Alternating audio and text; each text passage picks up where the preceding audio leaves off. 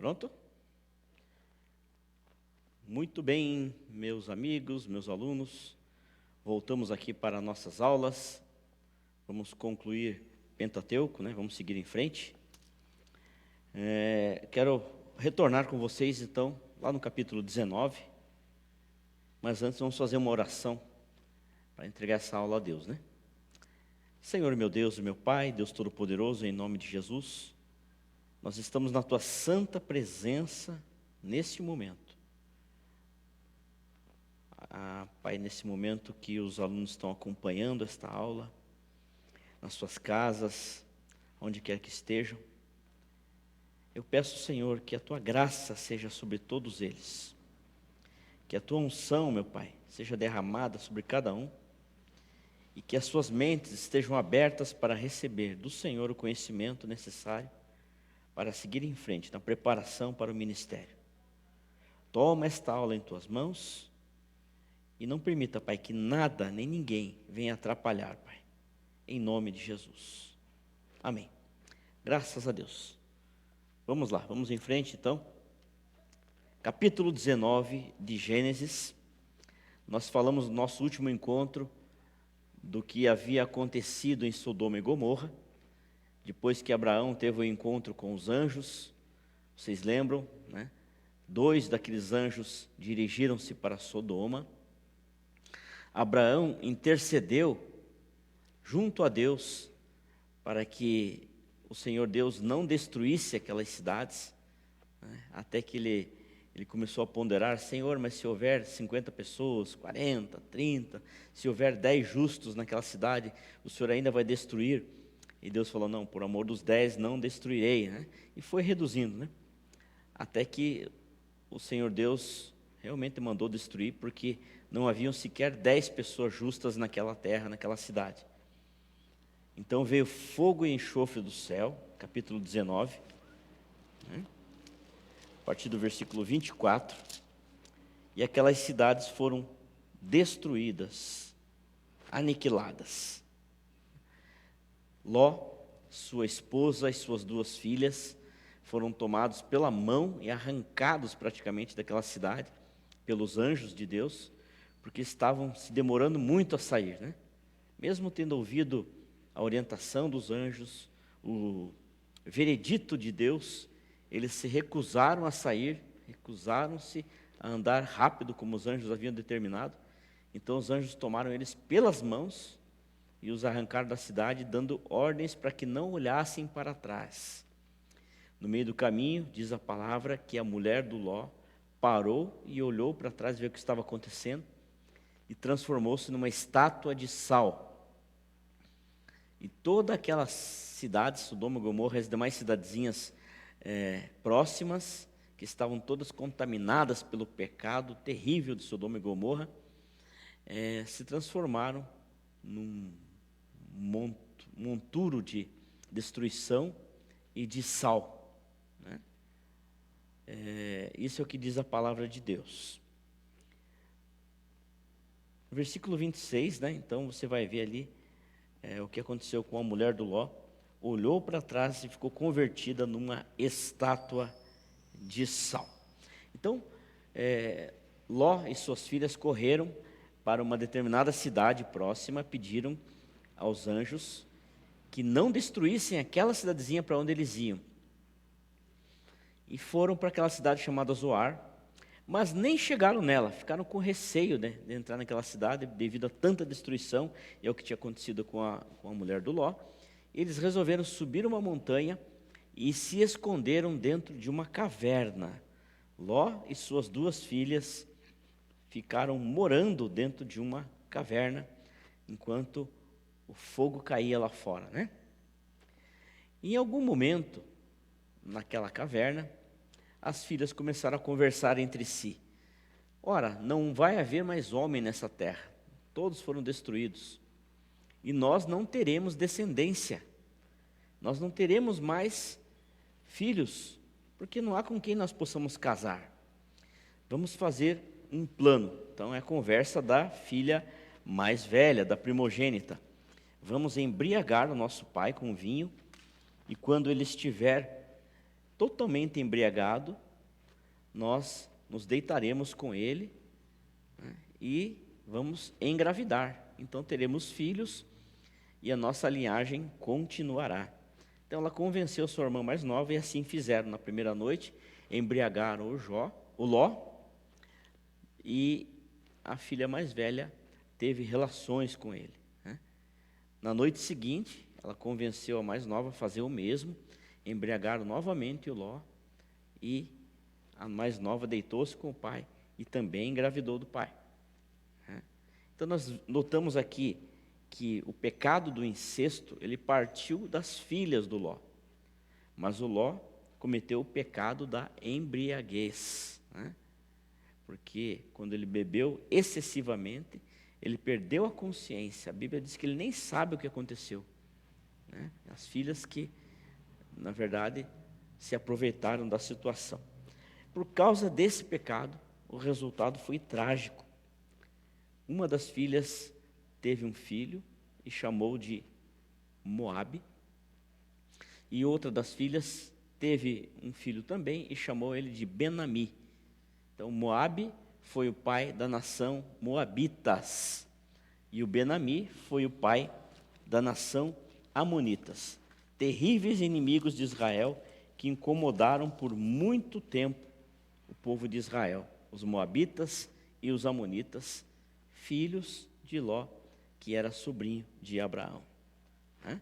Capítulo 20, nós vemos aqui o Abraão e o Abimeleque e uma nova mentira do Abraão, tal qual ele havia cometido lá atrás com o faraó, né, quando ele desceu para o Egito e ficou com medo de que os egípcios matassem o Abraão para tomar Sara como mulher, porque ela era muito linda, muito formosa, né? Mas agora a história é outra. Eles já eram bem velhos, a Sara tinha 90 anos, e Abraão desceu à terra dos filisteus, aonde reinava Abimeleque. E quando os filisteus se aproximaram e se interessaram pela Sara, imagine, né? Ela já era uma senhora de 90 anos, mas ainda ela é muito formosa. Então Abraão disse: essa é minha irmã. E a Sara disse: esse é meu irmão. Então, lá em Cádiz, né, a região sul de onde eles estavam, chegando em Gerar, o rei Abimeleque se enamorou de Sara. Ele se apaixonou por ela e tomou a Sara, né, como uma das mulheres do seu harém e levou ela consigo mesmo, né? Mas antes mesmo que Abimeleque tocasse em Sara, Deus apareceu para o rei Abimeleque e falou com ele em sonho. Disse assim, versículo 3 do capítulo 20: você está morto se você tocar nesta mulher. Ela é uma mulher casada.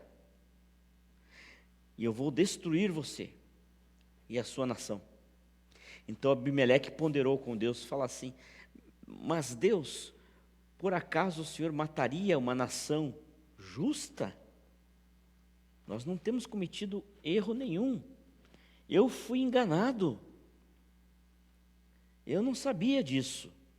Na minha sinceridade, eu tomei esta mulher porque o Abraão disse que era a sua irmã. E ela mesmo disse que ele era irmão. Então eu sou justo, sou inocente. Eu não tenho culpa nisso. Fui enganado. Então o Senhor Deus concordou com Abimeleque e deu-lhe razão.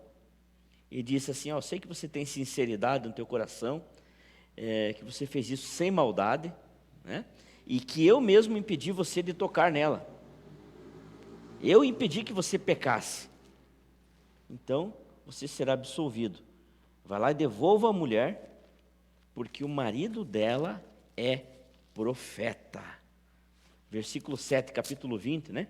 Essa é a primeira vez na Bíblia que aparece a palavra profeta, rabi em hebraico. Então, nunca tinha aparecido até hoje nas Escrituras esta palavra em hebraico, rabi, versículo 7 do capítulo 20. No capítulo 20, versículo 14, então, o rei Abimeleque devolveu a esposa para Abraão e mais uma oferta de ovelhas, vacas, servos e servas. E lá no versículo 16 você vai ver que ele deu para Sara 1.000 moedas de prata. E aí pede para Abraão orar por eles, porque Deus havia cerrado a madre de todas as mulheres de Abimeleque para que não tivessem filhos, para que não engravidassem. Então isso quer dizer que eles ficaram algum tempo nessa situação, não foi de um dia para outro, né? Demorou algum tempo. Então o Abraão orou, intercedeu, e as mulheres de Abimeleque tiveram novamente a madre aberta, puderam conceber e ter filhos. Que drama, né? No capítulo 21, o nascimento de Isaque, né? Se veja só, havia uma promessa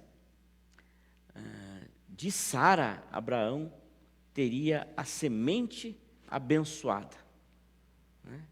A descendência de Abraão seria contada a partir de Isaque, filho de Abraão com Sara.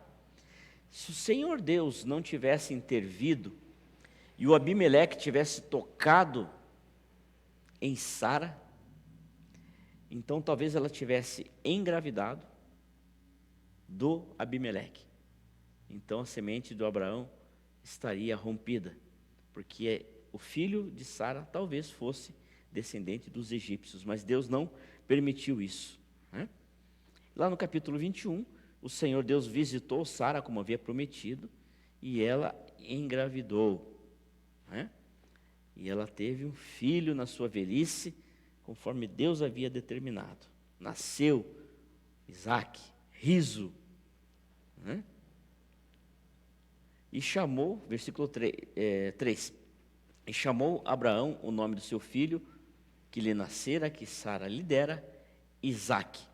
No versículo 4, Abraão circuncidou seu filho Isaque ao 8º dia de idade, conforme era mandamento.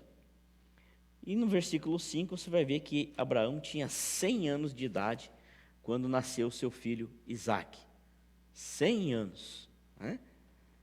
No versículo 6, olha que interessante, disse Sara: Deus me tem feito riso, e todo aquele que ouvir se rirá comigo. Por isso o nome da criança é Isaque, que significa riso, né?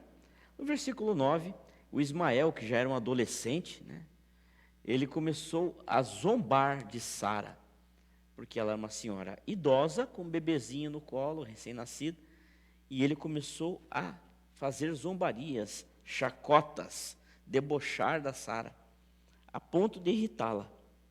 No versículo 10, Sara chama seu marido Abraão e manda ele despedir, né, expulsar Agar com Ismael de dentro da sua casa. O Abraão, a princípio, não gostou, porque ele já tinha se afeiçoado a Ismael como seu filho, né? Devia ter com uns 13, 14 anos, né? Ou 15, talvez. Mas Abraão não queria mandar o filho dele embora. Já tinha convivido com ele bastante tempo, né?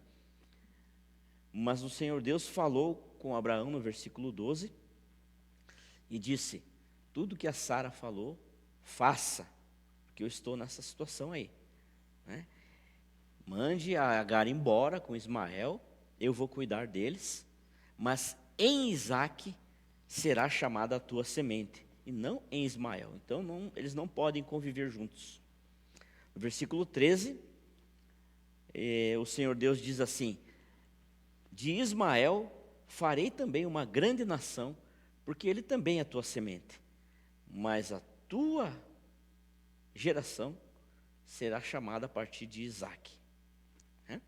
No versículo 14, Abraão, então, dá algumas provisões para Agar, água e alimentos, e despede ela e seu filho Ismael para o deserto, o moço, né? No meio do deserto, acaba a água, acabam as provisões, um calor terrível. A Agar coloca o menino debaixo de uma árvore, né? Ainda encontraram uma árvore, né? E ele descansou debaixo daquela árvore, e a Agar se afastou para que não visse o filho dela morrer. Foi para um outro lugar, a alguns passos de distância de onde havia deixado o seu filho, né? Porque tinha acabado a água também, né? Eles iam morrer daqui a pouco, né? Isso no verso 16. No verso 17, a Bíblia diz que Deus ouviu a voz do menino.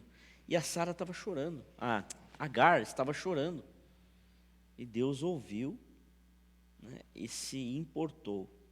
No versículo 18, Deus se revela novamente a Agar, como havia se revelado lá no início, né, quando ainda Agar estava grávida, ela teve que sair de casa, né, porque a Sara a havia expulsado. Naquela ocasião, Deus mandou que ela voltasse e pedisse perdão para Sara e se reconciliasse, e assim foi.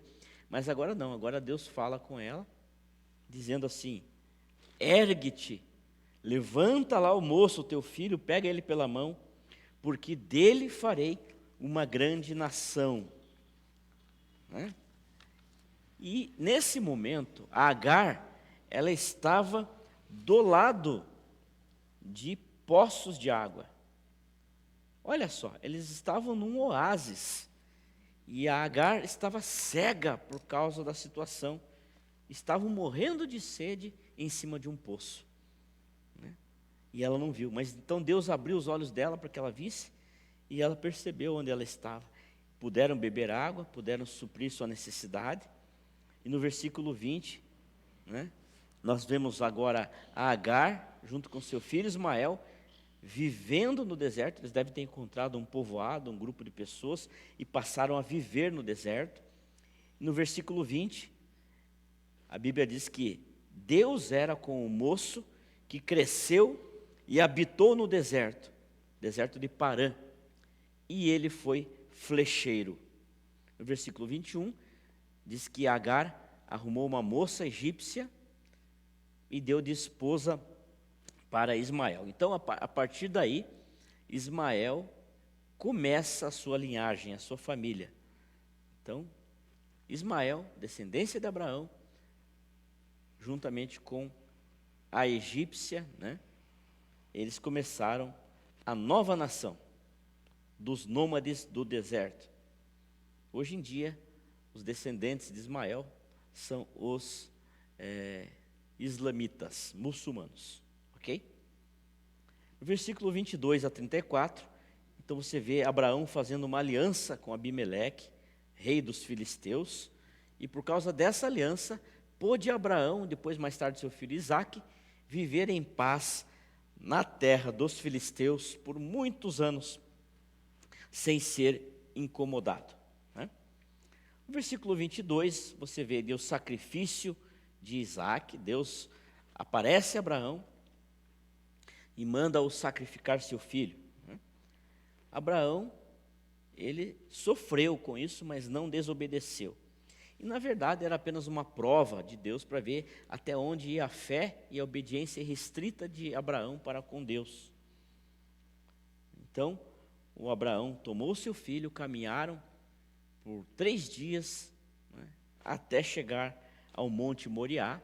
Chegando lá, o Isaque pegou a lenha. Então, isso mostra que o Isaque já era forte, um rapaz grande, né, e carregou a lenha.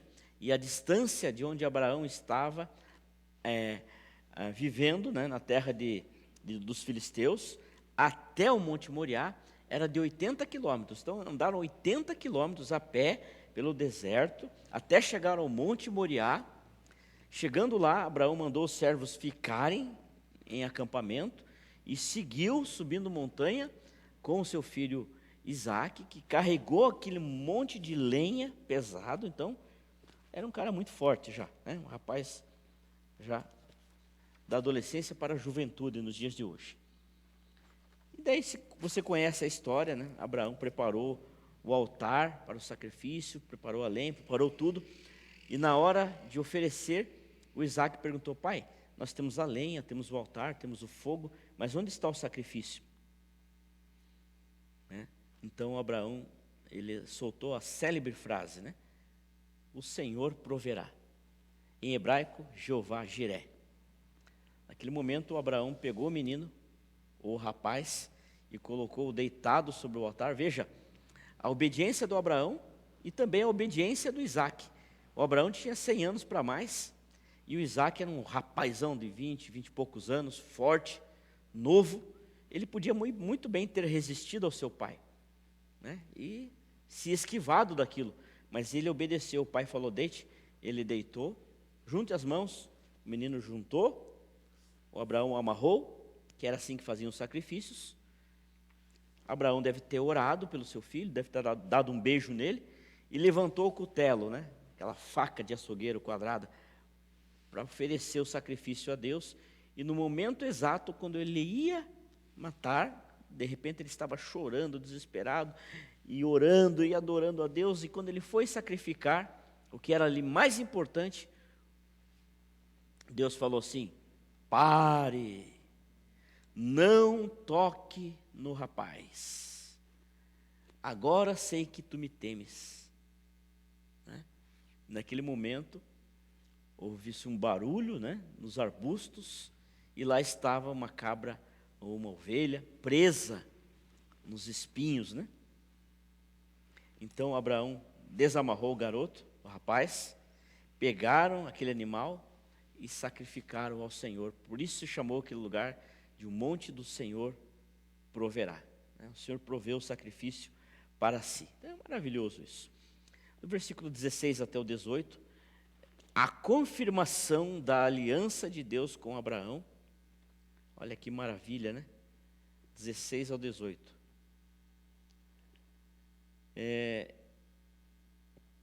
E no versículo 20, né? Vamos lá, em frente. Deixa eu só abrir aqui para vocês me acompanharem.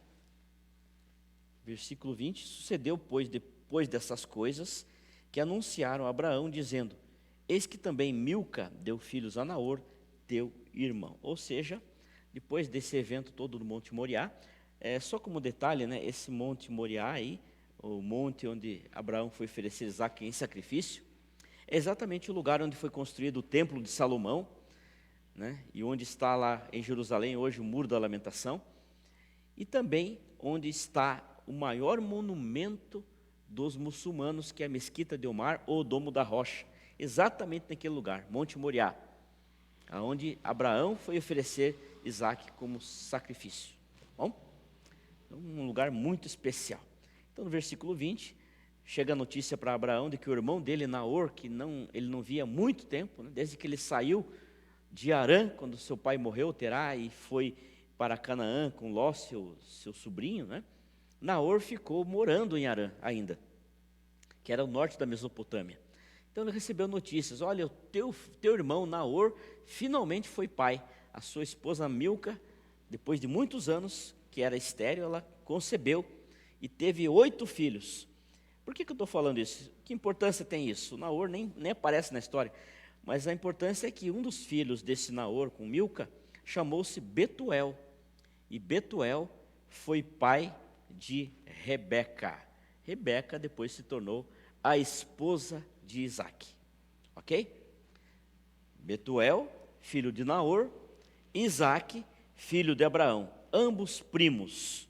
Então Isaque se casou com a sua prima de segundo grau, Rebeca, que era filha do primo dele, Betuel. Bom, capítulo 23, a morte de Sara. No versículo 1, Sara morreu com 127 anos de idade, em Hebrom, que fica em Canaã. Depois Abraão negocia com os filhos de Hete, os heteus, né, a compra de um terreno, porque ali era a terra dos filisteus, não era a terra de Abraão, né? Ele comprou um terreno e uma sepultura muito bonita, escavada na rocha, no campo de Macpela, e ele sepultou a sua esposa Sara neste lugar, que depois passou a ser o jazigo da família. Mais tarde foram sepultados ali também o próprio Abraão, o seu filho Isaque, a sua nora Rebeca, Lia e Jacó, né? Lia foi uma das esposas de Jacó, e o próprio Jacó foram sepultados nessa sepultura no campo de Macpela, em Hebrom. Amém? Capítulo 24 de Gênesis, o casamento de Isaque. Abraão está com 140 anos de idade, e o filho dele, Isaque, está com 40 anos de idade, nada de casar. E o Abraão falou assim: eu vou morrer e não vou ver meus netos, porque meu filho é devagar demais, né? Não anda, não se mexe. Então Abraão chamou o servo dele de confiança, o servo principal chamado Eliezer, que era nascido na casa de Abraão, um homem de extrema confiança, um mordomo de Abraão, e deu-lhe algumas instruções. Olha, não deixe meu filho se casar com nenhuma dessas mulheres desta terra aqui, porque essas mulheres não são tementes a Deus.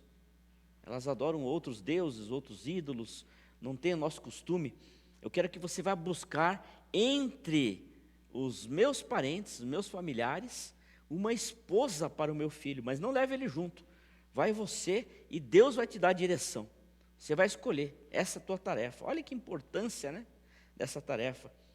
O servo Eliezer teria que sair de onde ele estava, de Arã, né,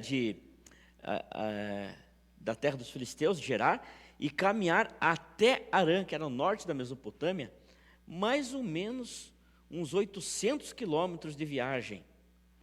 Lá em Arã era a casa do Naor, casa do Betuel, que era filho do Naor, e a casa da Rebeca, que era filha de Betuel. Né? Então, lá saiu Eliezer, né?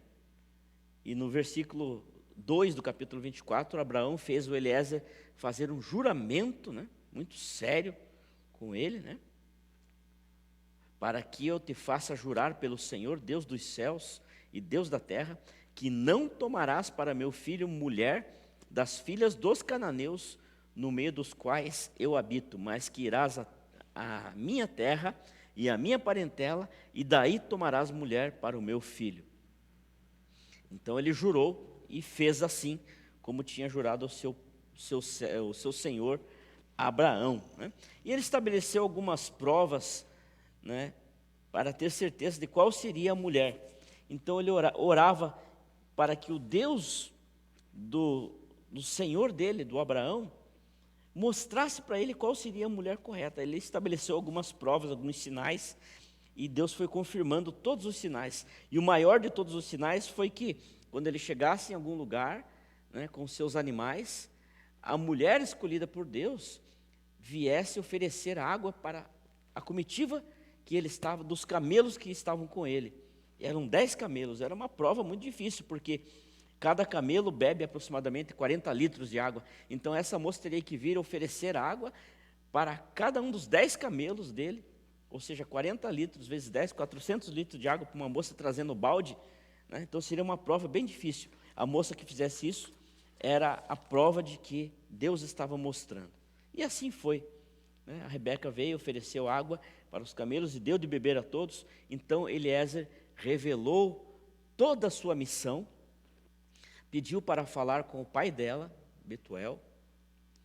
A Rebeca levou, né, o Eliezer até a tenda, ele contou toda a história e o Betuel confirmou realmente que a história era verdadeira, né?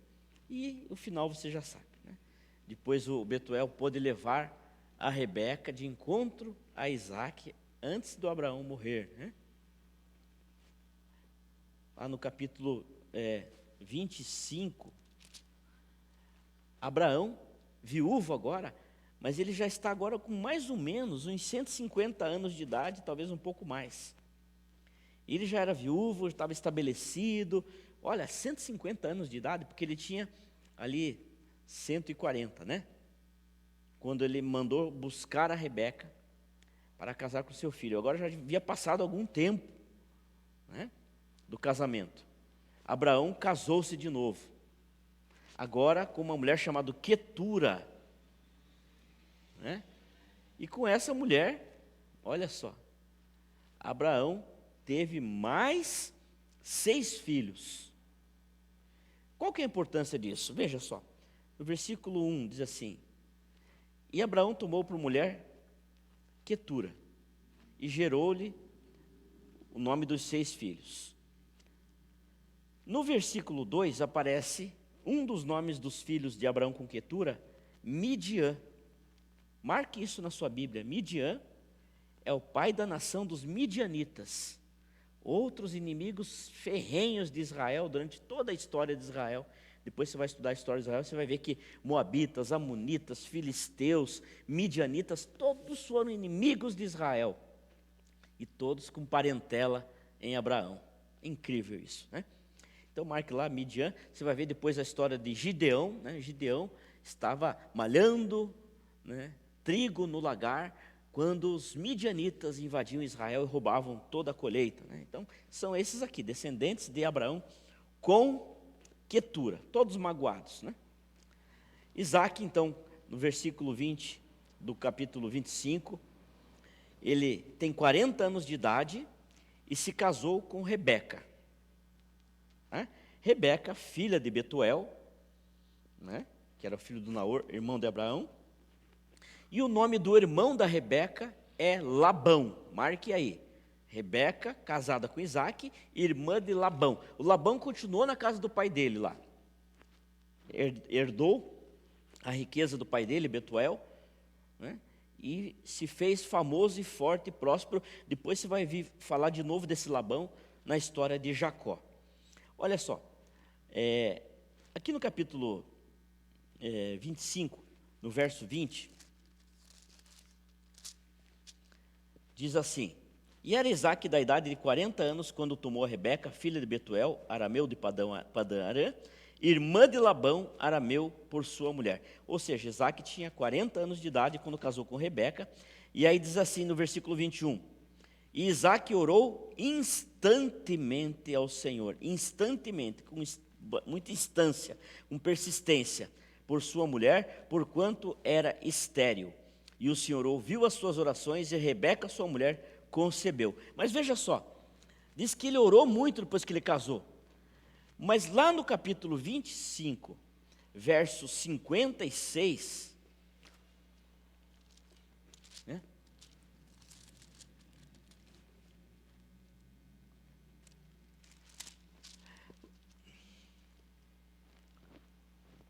Deixa eu só encontrar, tá? Aqui, ó. Isaac tinha 60 anos de idade quando lhe nasceu Esaú e Jacó. Então, o que você entende aqui? Olha só. Preste atenção, vê se entende meu raciocínio.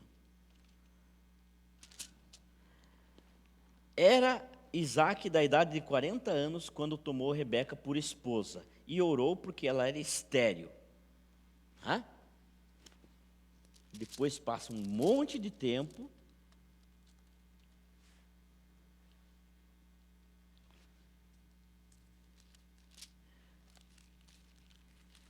E a palavra de Deus diz assim: E era Isaac de 60 anos de idade quando nasceu o seu filho.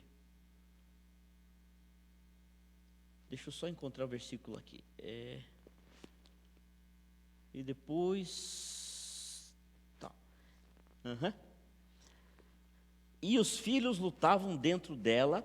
Então disse: Se assim é, por que sou eu assim? E foi-se a perguntar ao Senhor. E o Senhor lhe disse: 2 nações há no teu ventre, 2 povos se dividirão das tuas entranhas, um povo será mais forte do que o outro povo, e o maior servirá ao menor. Olha só. Rebeca era estéril. Isaac intercedeu pela sua esposa. Rebeca engravidou. É isso que nós entendemos no texto. Mas esse tempo de casamento, de intercessão e de gravidez, até que ela ficasse grávida, demorou 20 anos. 20 anos. Quanto tempo você tem orado por uma bênção? Quanto tempo você tem orado esperando algo de Deus, uma promessa de Deus? E no versículo 21, diz que ela engravidou agora de gêmeos, 2 meninos dentro dela, né? Não no mesmo óvulo, em óvulos separados, né? Não univitelinos, mas bivitelíneos. E diz a palavra de Deus que eles brigavam dentro do ventre. Então ela perguntou, por que isso está acontecendo? Imagina a bagunça dentro do ventre dela, né? Por que isso está acontecendo? Então Deus disse assim, versículo 23, há duas nações no seu ventre, dois tipos de povos, um povo mais forte e o mais velho servirá o mais novo. Detalhe, teoricamente o mais velho era Esaú, versículo 5. Porém, na gestação de gêmeos, o primeiro a ser gerado é o último que vai sair, que nasce, né? Então, o primeiro a ser gerado é aquele que vai para o fundo, e é o último que sai. Então, esse é o mais velho. Então, ainda não estava estabelecido a lei da primogenitura, mas aqui já estava valendo, pelos costumes da terra, da época, né? Do código de Hammurabi, que o filho mais velho, o primogênito, herdaria, né? Por tradição, as bênçãos do pai. Então, tudo o que aconteceu na trajetória de Jacó já era um plano de Deus para que se cumprisse o costume do mais velho herdar as bênçãos do pai. Dois povos. Versículo 25. Esaú. A palavra Esaú quer dizer ruivo ou peludo, né? Porque ele era ruivo, cabelo vermelho, tinha pelos no corpo inteiro, né? Então, Esaú, ele foi o pai dos Edomitas. Edom significa vermelho, né? Edomitas é o povo que habitou nas montanhas de Seir, descendentes de Jacó, irmão de Israel, mas inimigo de Israel. Então, eles passaram a habitar o que hoje representa a Jordânia, a Palestina e uma parte de Israel, ou seja, aquele povo lá da Palestina que vive incomodando Israel, descendentes de Esaú. Mais tarde, a nação dos Edomitas chamou-se Idumeia, né? E a Bíblia diz que no tempo de Jesus havia um dos Herodes que era um idumeu. Então ele tinha muita raiva de Israel, né? Versículo 26, né? Vamos lá. Como eu falei para vocês, quero até ler com vocês.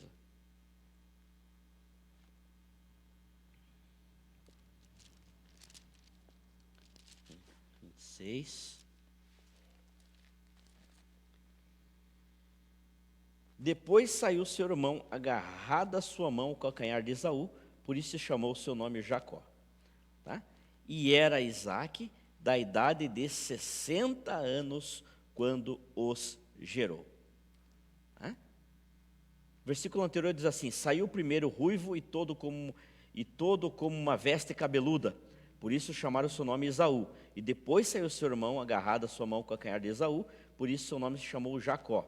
E era Isaque, o pai, da idade de 60 anos, quando os gerou. Olha só, um foi caçador, o outro foi dentro de casa, né? Junto com a mãe, né? Mais caseiro, né? Mas, por causa desses dois meninos, Isaque orou 20 anos. E quando nasceram, era uma confusão só dentro de casa. Não se acertaram, até que tiveram que se separar. Tá bom? Versículo 27, Esaú era um caçador, homem do campo, e Jacó, um homem simples, das tendas, né? Ficava em casa ajudando o pai e a mãe, né? Versículo 28, Esaú era preferido do pai, porque saía, trazia caça, né, para o pai comer, animais de caça, etc. E o Jacó, a gente podia chamar do piá da avó, né, o piá da mãe, né, piá de prédio, né? Ficava só enfiado dentro de casa, piazinho, bonzinho, né? Essa era a diferença dos irmãos. Versículo 30, uma das teorias, já falei para vocês, do nome Edomitas, Edom vermelho, talvez tenha sido por causa do guisado vermelho, né, um ensopado que Esaú trocou com Jacó por causa da primogenitura, da bênção da primogenitura. Que na verdade a primogenitura já pertencia mesmo a Jacó, como eu falei para vocês, porque ele foi o que nasceu por último, mas foi gerado primeiro, né? De acordo com a medicina. Ainda no capítulo 25, do verso 30 até 34, se vê a narrativa dessa venda da primogenitura, toda a trama que envolveu isso. No capítulo 26, o Isaac, ele comete o mesmo erro do seu pai, a mesma mentira, né? Ele está lá na terra dos filisteus, onde Abimeleque reina, né? Abimeleque era o rei, já amigo do pai dele, e ainda estava vivo, reinando ainda na terra dos filisteus. E aí Deus falou assim: não vai lá, não desça, né, até o Egito, fica aí nessa terra aí dos filisteus, né, que eu serei contigo, eu vou te abençoar, vou multiplicar a tua semente, etc., né? E confirmou a aliança de Abraão com Isaac. Mas o Isaac, com medo, estavam passando um período de fome terrível, né? E ele mentiu para Abimeleque que a sua esposa era sua irmã, também, igual o seu pai fez. E a situação foi quase a mesma, quase igual ao do pai dele, né? Perguntando-lhe os varões daquele lugar acerca da sua mulher, disse: é minha irmã, porque temia dizer é minha mulher, para que porventura dizia ele: não me matem os varões daquele lugar, por amor de Rebeca, porquanto era formosa à vista. Né? E aconteceu que, como ele esteve ali muito tempo, Abimeleque, rei dos filisteus, olhou por uma janela e viu, e eis que Isaque estava brincando com Rebeca, sua mulher. Então chamou Abimeleque a Isaque e disse: eis que na verdade é tua mulher. Como, pois, disseste é minha irmã? Porque lhe disse Isaque: porque eu dizia para que porventura não morra por causa dela. Ou seja, o rei estava olhando pela janela, cobiçando a Rebeca, né? Como ele havia cobiçado a Sara do Abraão. Esse Abimeleque também era um traia, né? De repente ele viu o Isaque brincando com a Rebeca, uma brincadeira de marido e mulher, não sei que brincadeira que ele viu lá, mas ele viu que tinha intimidade naquela brincadeira. Daí ele chamou o Isaac e falou assim: mas você falou que essa daí era tua irmã, mas do jeito que você está aí, não é tua irmã, é tua mulher. Aí o Isaac revelou a verdade, né? Falou: eu menti porque eu fiquei com medo, né? E aí o Senhor Deus falou com Abimeleque, né? E Abimeleque deu uma ordem a todo o povo: qualquer que tocar nesse varão ou na sua mulher, certamente morrerá. Então, houve uma proteção agora do rei. A partir daí, o Isaac passou a semear naquela terra, plantar, trabalhar. E Isaac, versículo 12, semeou naquela terra, e no mesmo ano colheu 100 vezes mais, porque o Senhor o abençoava, né? No versículo 13 e 14, você vai ver a riqueza enorme de Isaac e a inveja dos inimigos filisteus. No versículo 16, o Abimeleque pede para Isaac sair da terra, porque a riqueza dele é tão grande que ele vai se tornar mais poderoso do que os filisteus, disse o Abimeleque. Então é melhor você seguir o teu caminho, né? No versículo 17, no caminho da saída, o Isaac volta a desentulhar os poços que o seu pai Abraão havia cavado e que os filisteus haviam fechado, entulhado, né? E cada poço que ele abre, os filisteus vêm e fecham de novo, né? Até que os filisteus desistiram. Não adianta, nós tampamos os poços, ele abre outro e outro e outro. Vamos deixar, vamos abandonar, porque Deus é com esse cara aí, né? E no versículo 24, Deus apareceu para Isaac e o abençoou, confirmando a aliança que tinha com Abraão.